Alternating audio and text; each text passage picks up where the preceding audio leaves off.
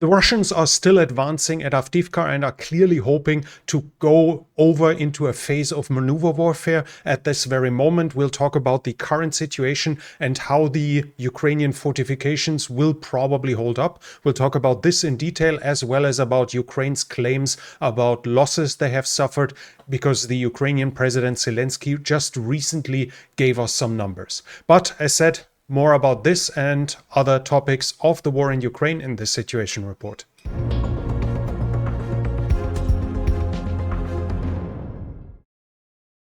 The Ukrainian President Zelensky has said that over the past 6-7 weeks, between January 1st and February 24th, the Russians used 3,203 glide bombs, which is basically confirming my estimate that I think I said in the last situation report about rough production numbers by the Russians. According to my estimates, the Russians are clearly in the 4-digit productions per month when it comes to guidance kits for their dumb bombs, which is a massive problem that Ukraine currently faces, as obviously, even though those bombs might not be accurate to the meter, the huge bomb load, the huge mass of explosives they carry cause serious problems and were one of the main reasons why Russia managed to capture Avdiivka fairly fast in the end.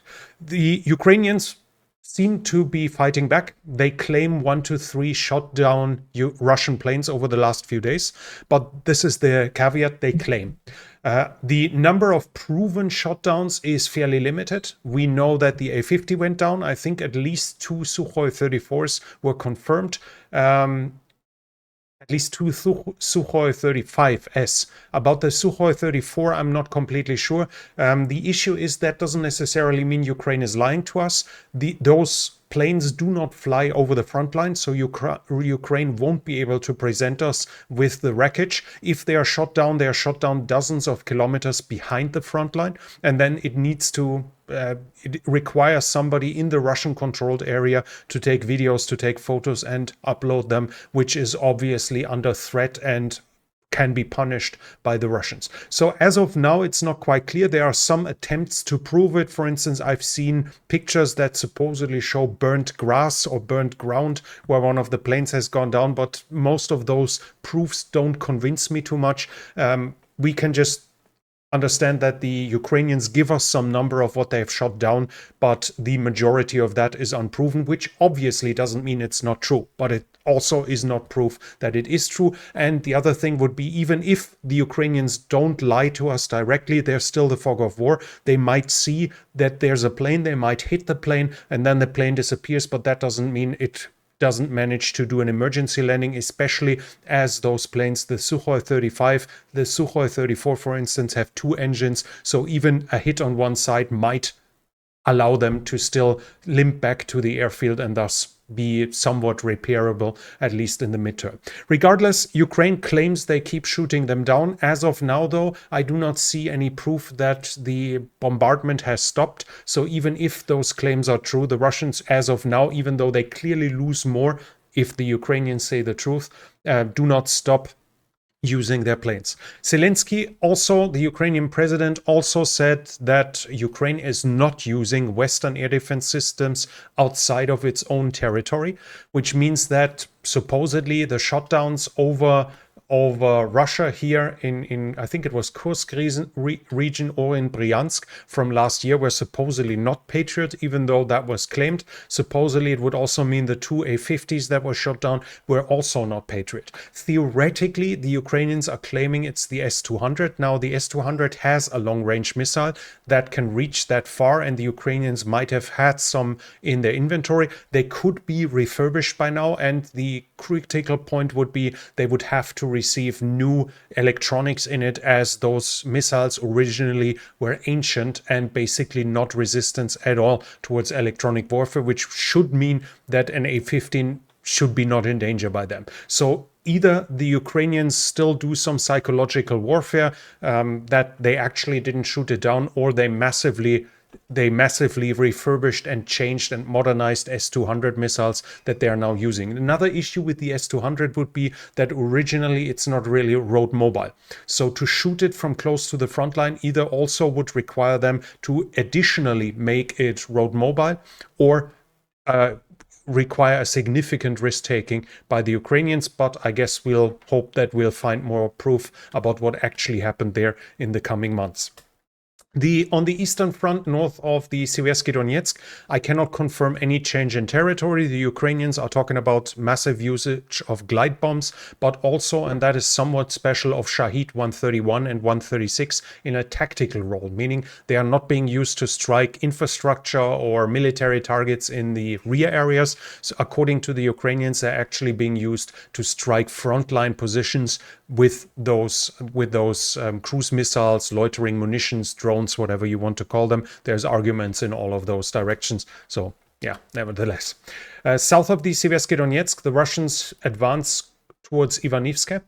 I cannot confirm any other changes but here they have basically gained more or less that area here, creeping closer to Ivanivske, and are in the process of even bypassing it in the north, which then might achieve another turning movement by the Russians, as Ivanivske is increasingly in danger of being cut off. We have to see, should the Russians reach up here, should they take this position and gain full control over this road, then the Ukrainians will have to go through the open landscape to even be able to still supply Ivanivske, so it's quite possible that they would have to give it up. Inside of the town, I cannot confirm additional changes. There are some claims that they extended their control over this road here and maybe even advanced in this direction, but I have not seen visual evidence, so as of now it seems to be unchanged inside of the town itself, but here in the direct north and northeast of Ivanivske, the Russians have advanced. At Avdiivka, after the fall of the city,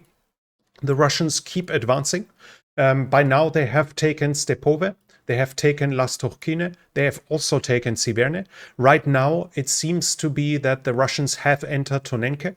It's unclear to which degree, and it's also unclear whether they managed to gain a foothold in it, but it seems that the first Russian troops have at least reached the outskirts of that town. There are fresh claims by the Russians, by Russian propagandists, that Orlivka has fallen and is completely under Russian control. This is from like 30 minutes to an hour ago when I record this. I have not seen any proof whatsoever and no admission of defeat by the Ukrainians, so it seems unlikely that Orlivka has already fallen to the Russians, but at least it's some possibility. As said, I would not expect it to have fallen, but in case it did, you know the claim. We see the Ukrainians losing quite some ground here, and one of the reasons is probably, as we talked in the past, that they haven't fortified the area significantly. The reasons for that are obviously worth a discussion that has to be held at some point. There are demands by Ukrainians to dismiss the commanders responsible for this, but we have images here and that show us where identified Ukrainian fortifications are, and you can see that there are at least some here in the background. Whereas closer to the front line, there aren't that many. I said in the past that I would expect this to be a delaying action. It seemed unreasonable to me to expect that the Ukrainians would create a new front line here. This is far too much in the open and doesn't offer favorable terrain.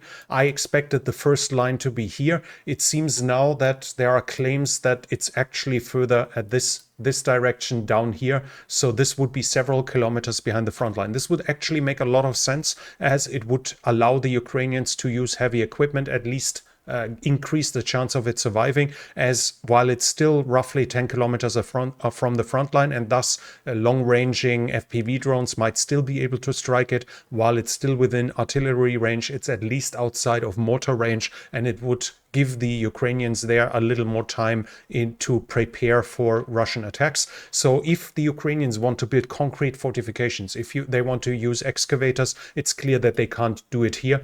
It has to be done here or even further back if they want to create a new fortification line that will allow them to hold out under Russian pressure for a little more. There's also, I found this comment here that claims that it's basically this line here, showing us the geographics and on the map. So we'll have to see how it's progressing here. But as said in past videos, I do not expect this line to hold, but we'll have to see where the Ukrainians will be able to stop it, whether it's here, or whether it's not at all. That simply the future will show us how it is going to develop. If we go further south, we have another Russian success, which isn't here on the map yet. The Russians have have published a video from a combined arms attack, and in that they clearly have reached Krasnohorivka. So at that point, the Russian positions are here. I cannot confirm that they have taken that ground. Unfortunately, obviously, they do information warfare as well, so they cut videos in case it would show a defeat. We've talked about this in the past on this channel, that we see that from both sides, obviously, that they want to manipulate how it appears to the viewers. We see the Russians reaching that point. That doesn't necessarily mean they are there and still are there. It doesn't necessarily mean they occupy the first houses, but we know that the contested zone should at least be extended to this degree here, so they at least temporarily have already entered Krasnohorivka. Further south, we have a claim, or we have an admission of defeat from Wargonzo, the Russian mill bloggers. On the 25th, this Telegram channel was writing that the Ukrainians managed to regain positions at Solotke, which is here. So somewhere here, the Ukrainians are managed to push the Russians back. Obviously, this is very important for the defense of Novomikhailivka. For this is stopping the Russians at this area here, but to be able to keep holding out in Novomikhailivka, they need lines of supply, and for that they need to make sure that Novomikhailivka isn't flanked either from Pobieda nor in the direction of Vodiane. And according to that, the Ukrainians did a counterattack that at least was partially successful in this area.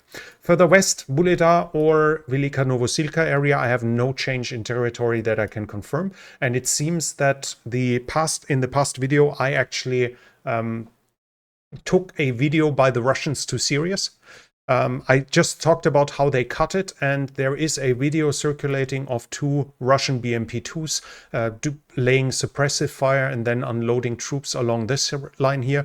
The video then ends, but there is another video showing the corpses of those soldiers that have disembarked, and there is a fresh Russian FPV drone strike video striking Ukrainian positions down here. So it seems that they charged in and then at least were partially wiped out and withdrew. So it might be that Robotine is still under Ukrainian control. I cannot fully confirm this because obviously theoretically there could be Ukrainian positions here while the Russians are already here. And just because I see corpses at the point where the Russians unloaded some of their soldiers, and it seems to be the whole number, that still doesn't change that they might have brought additional forces. So as of now, Robotine isn't clear, but it seems more likely that the Ukrainians are actually still controlling the town, even though I cannot fully confirm it.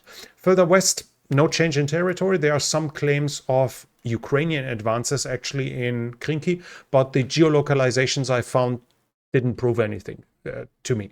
To me, they were either at the points which are behind Ukrainian lines where I consider them to be, or they are at the front line where we've seen in the past Russian positions. In the last, I think it should have been the last situation report, for instance, where I showed you Russian soldiers here, and I have a fresh geolocalization of Ukrainian soldiers here, so I don't see that anything has changed. But as said, there are claims that the Ukrainians somewhat advanced by a few yards in Krinky itself. If we go to the overall situation, we obviously need to go back to Avdiivka. The Ukrainians are reporting that the Russians are now attacking with bigger groups at Avdiivka. This is a clear sign that the Russians want to keep up their momentum and ideally switch over into a war of movement where they don't have to face strong fortifications anymore. And we see that in the past, bigger groups were close to suicidal with the omnipresent reconnaissance by drones and then the heavy artillery fire that was to be expected on those groups. But now we clearly see the Ukrainian shell hunger being so critical that the Ukrainians have nothing, or in majority of the time nothing, but FPV drones to strike bigger gatherings, and that obviously allows the Russians to push harder than they were able to push in the past, and that will be one of the reasons why we also see the Ukrainians being pushed back here rather quickly. As said, in total, it's not clear how much the Ukrainians were willing to give ground there, how much that was a delaying action, but even a delaying action already implies that your aim is to hold back the enemy for as long as possible. So if they already had to retreat, that takes away time they would need for reorganizing troops behind them. That takes away time they could need for reinforcing these areas. That this was planned to be given up, that those towns were planned to be given up already, seems thus somewhat unlikely. It seems more to be the case that this increased size of Russian forces are increasingly pushing them out of their positions. In Telegram, we have a Ukrainian analyst that I referenced to a couple of times in the past, and he's saying something stark in this context. But the events of the last few days indicate rather they are problematic than prepared. He's talking about the fortifications. So we talked that Kiev Independent, for instance, wrote that there is a lack of a second defensive line behind Avdiivka. This seems to be not completely the case, as we can, for instance, see here in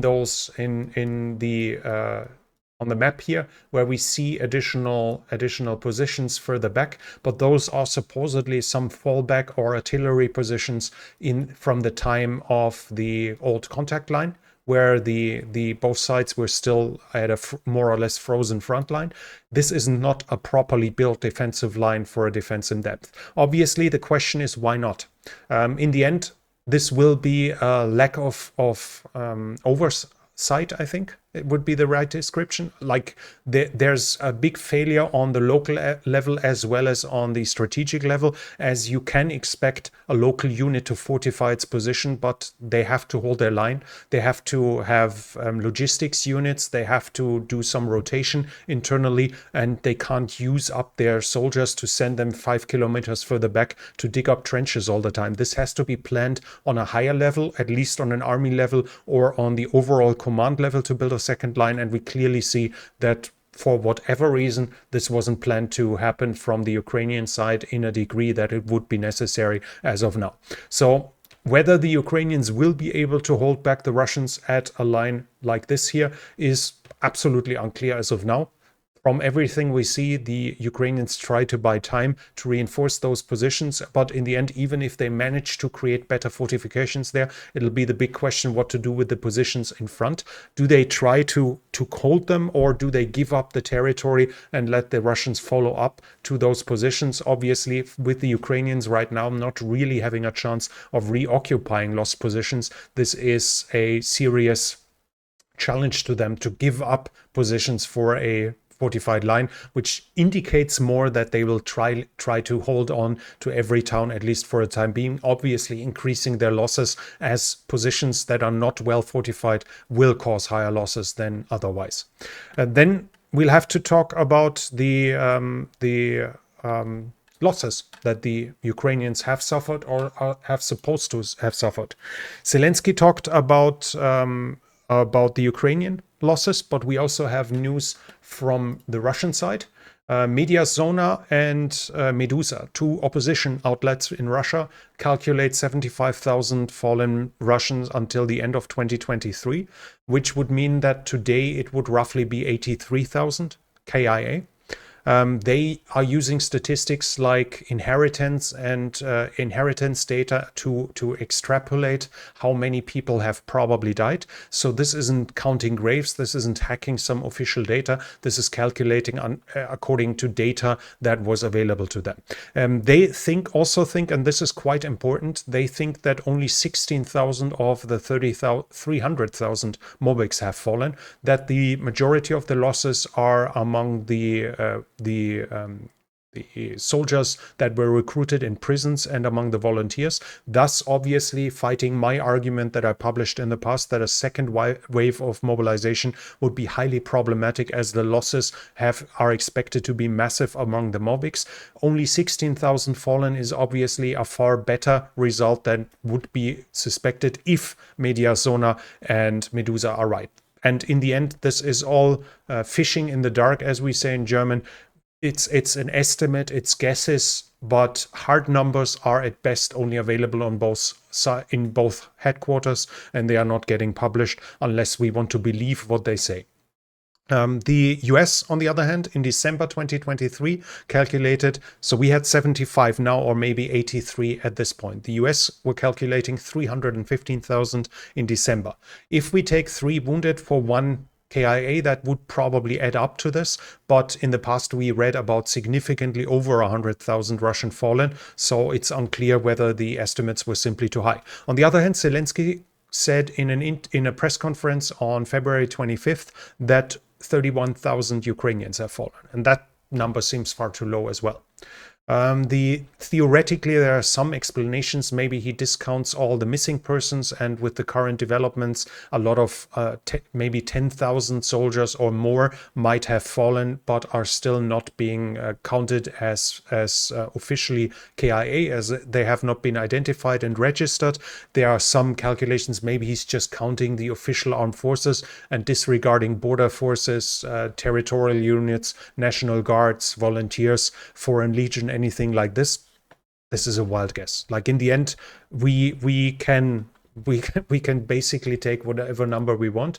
We have a web page here. I think it should be pro-Ukrainian. I'm not completely sure, but they, for instance, are claiming, and I see others referencing them, and from what we see, it seems to be somewhat, they try to identify every single person. According to them, at least 42,000 have fallen. So basically a third more than Zelensky claimed would be, according to this website, ualosses.org. So in the end, it's unclear. As a philanthropist, as somebody who likes humans, who likes his own species, I guess we should be happy that the losses are far, far lower than a lot of the estimates, as this means less people have been killed. But it's in the end, what we need to acknowledge is, at the very moment, Russia can make up for its losses. This is basically an agreement from the Russian side, as well as from international analysts, as well as from the Ukrainian side. So however high the Russian losses are, the recruitment side isn't just equal to that, it's actually higher, while on the Ukrainian side it clearly isn't. We've heard that in the Battle of Avdiivka, that the Ukrainians were using logistic units and artillerists in infantry role, that some units, Gadi, for instance, said that some units are at 20 to 30% of their intended strength. All of this shows that Ukraine at the moment does clearly not make up for its losses at this very moment. At the same time, we see, unfortunately, new videos of the Russians executing, killing prisoners of war. At least 4 videos have appeared in the last few days. I think it was 5, a lot of them here at Avdiivka, but at least 1 in Robotine as well, where on videos Ukrainians are raising their hand and then are mown down at short distance from Russian soldiers.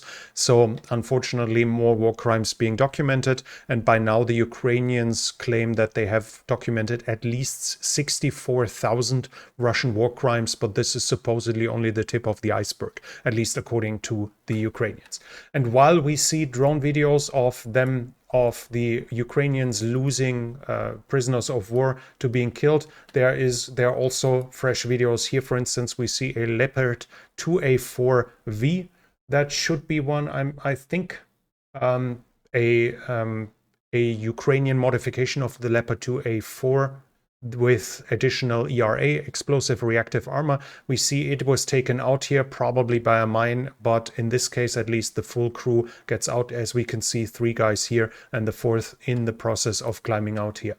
Also, the first M1 Abrams is confirmed to be taken out here. By the way, we can see that the blast doors have opened, so the blowout panels have worked as intended. The ammunition is stored here, and by them blowing up, the crew likely was able to get out. We see fire on the engine deck, so that it seems unlikely that this tank can still be saved. If the engine took some damage, it's highly unlikely, but this was bound to happen. This shouldn't surprise anyone. Obviously, if equipment is used in fighting along the front line, it will suffer losses. The bigger question will obviously be, if the crew has survived, will they get a replacement? As we all know, the US have delivered 31, and that's it for now.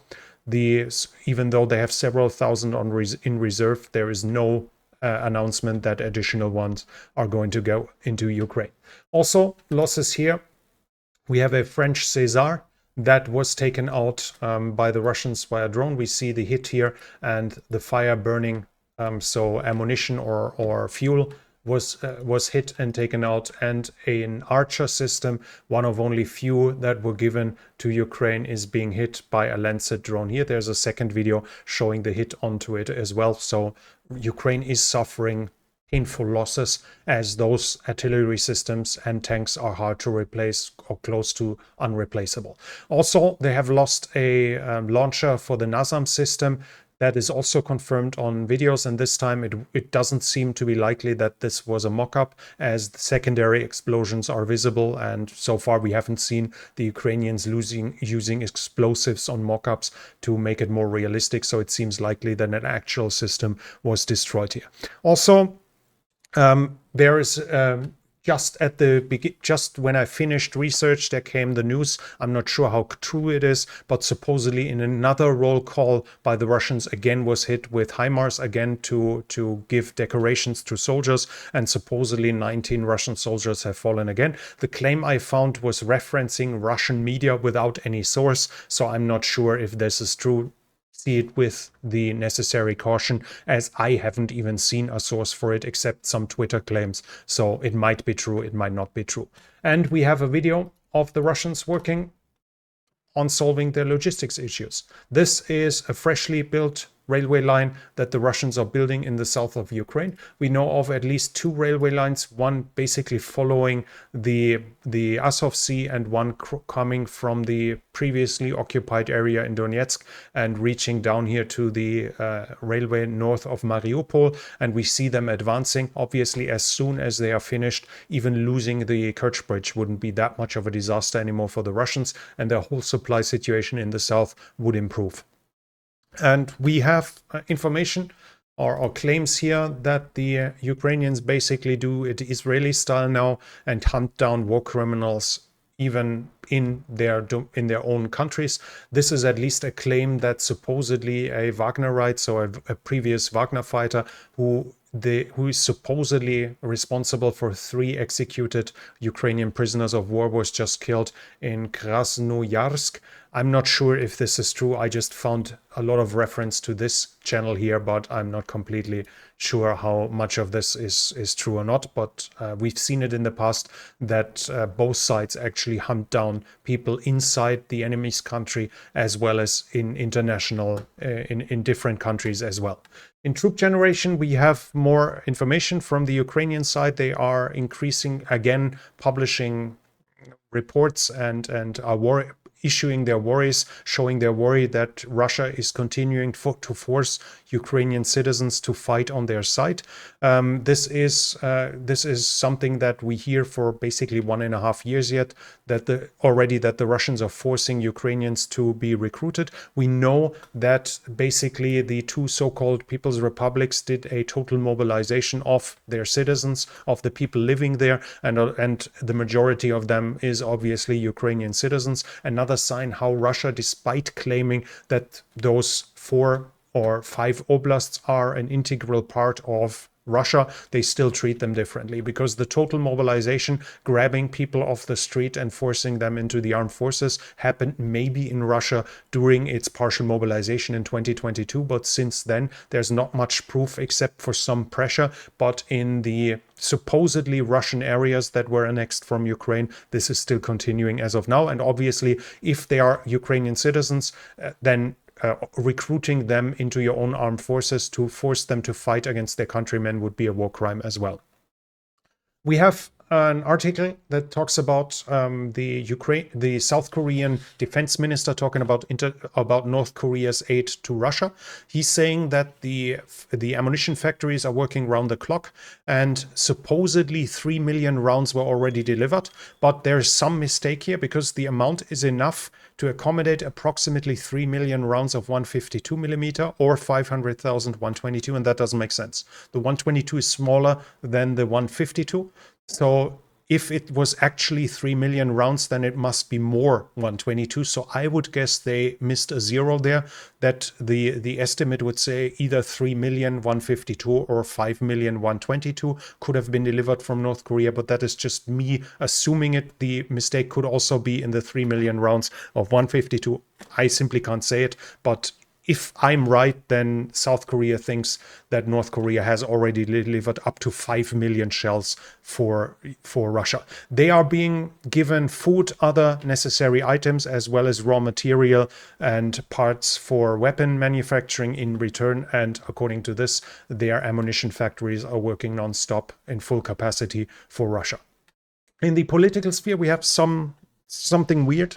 Macron is not ruling out a usage of ground forces by NATO, basically saying we can't rule anything out. This has caused quite a fuss. The rather pro-Russian Slovakian prime minister, I think he is, or president, has already said that up front. The German chancellor then declared NATO is not going to do that. The infighting, especially, it shows in the past few days how bad the relationship between the French President Macron and the German Chancellor Scholz is, as Macron was then basically mocking Germany that there are others who have helped Ukraine by sending them sleeping bags and helmets, after Scholz said that France should do more. This is obviously a very bad sign if the infighting is starting inside of Europe, while Europe should have the same goal at the same time. Whether ground troops or not is a completely different question. The first question would be, which ground forces? What is France even capable of sending that isn't attrited away within 2 to 4 weeks? Because if they send a brigade, how long will that brigade even last, and with which ammo is it going to fight? That would be the first question. So it's unclear. This could be a training mission in Ukraine. It could be some kind of buffer zone at some point, but it seems to be clear that no usage of ground troops is at least really close. The problem there is obviously in regards to deterrence. If Macron is being understood as threatening an involvement in the war and he's not being taken serious, then further threats in the future will not be taken serious as well. That's why deterrence needs to be so finely adjusted that it is credible enough and threatening enough, and neither going in one way too far. Otherwise, the opponent doesn't take it serious and thus will completely ignore it, and which gives him more ability to move. Reduces your own deterrence until you reach a point where you feel the need to actually get involved because the opponent completely misunderstood you, that you do actually have red lines in the end. So that's kind of a problem here that we face here, but we'll have to see. Political news otherwise, Sweden is now finally joining NATO. Hungary's parliament has signed off. From my understanding, the Hungarian president has to sign, and there's currently a change in the office, so I'm not completely sure. It might take a few more days until the new president is sworn in, but there seems to be nothing stopping Sweden from joining NATO as of now, which also means Sweden already said if we are NATO, we can talk about giving Gripen fighter planes to Ukraine, which would obviously help them a lot, as the Gripen is basically a plane made for a situation like this, somebody fighting Russia while being inferior. Selenskyj has now signed the mobilization law, which will also include demobilizations. So once soldiers have fought a certain time along the front line, they can go home. We'll have to see how Ukraine will be able to make up for its personal losses while at the same time sending soldiers home, but we see some movement here. And from Transnistria, Transnistria has now asked Russia for protection, but the expected or some claimed annexation hasn't come. I said in the last video it seemed highly unlikely that Transnistria is going to ask for an annexation, as this would be close to suicide from their side. And as we can see, they are basically referencing Moldovan and Ukrainian economic pressure and are asking for Russian help. So it doesn't seem likely that the situation is going to escalate anywhere there in the near future. Troop generation from Ukraine. Ukraine said they increased their defense production by threefold and their drone production by 100 times. And in 2024, they're going to increase defense production by the factor 6. And they claim that they have a long-range weapon that can reach 700 kilometers.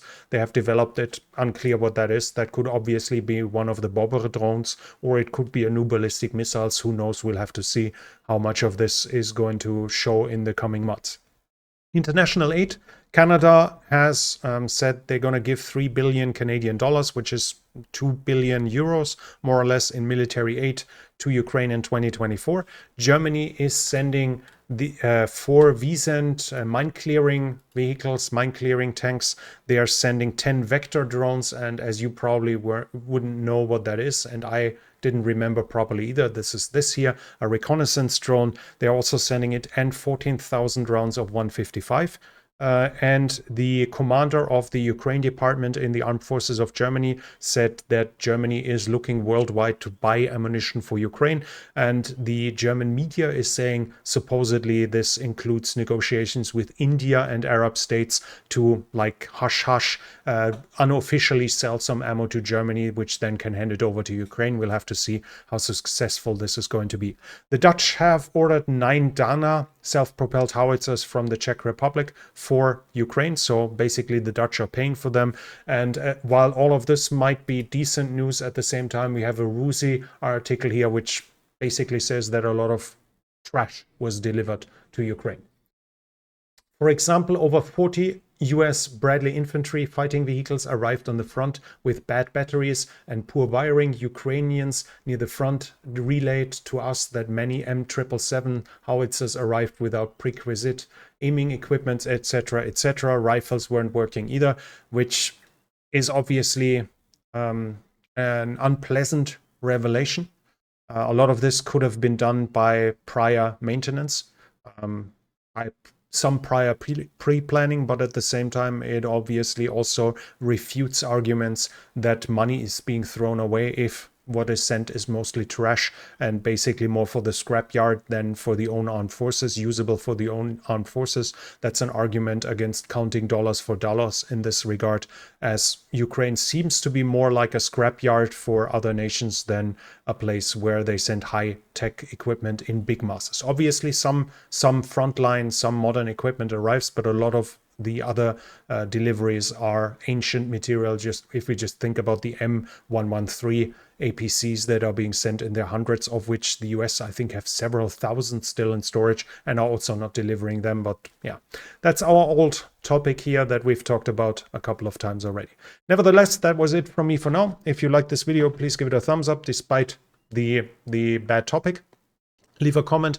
What do you think about the current developments, and where do you think the Ukrainians will be able to stop the Russians in Avdiivka? And if you're new here, I would like to invite you to subscribe to the channel and hit the bell icon so you don't miss future videos. This channel is only possible because of the support of viewers like you. If you like to support the channel, you can do so by the means in the description. Thank you very much to everyone already supporting this channel. And that's it from me for now. Thank you for watching, and I'll be back.